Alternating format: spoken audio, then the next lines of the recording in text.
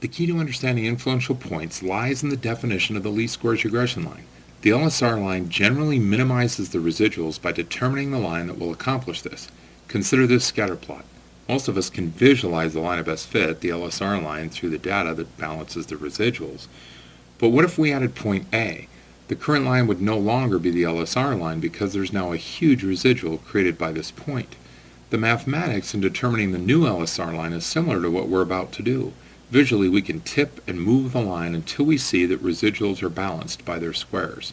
We can see small and medium residuals balanced with large ones because the sum needs to be the smallest.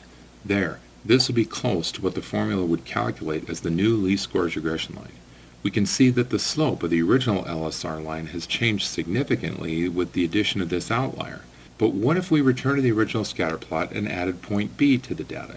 This outlier is above the data but not far from the average x value. In other words, it is not far left or right from center. All the line needs to do to accommodate this type of outlier is slide up. The y-intercept changes but not the slope.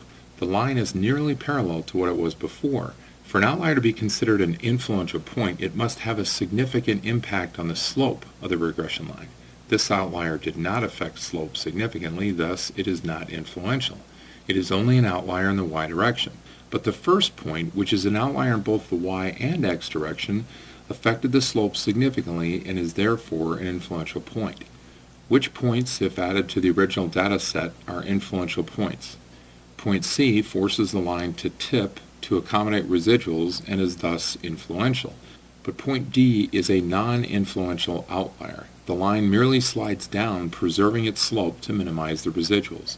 Conclusion: influential points are outliers that significantly affect the slope of the least squares regression line and tend to be outliers in both the y and x direction. To be influential, the point must be significantly left or right from the center of the scatter.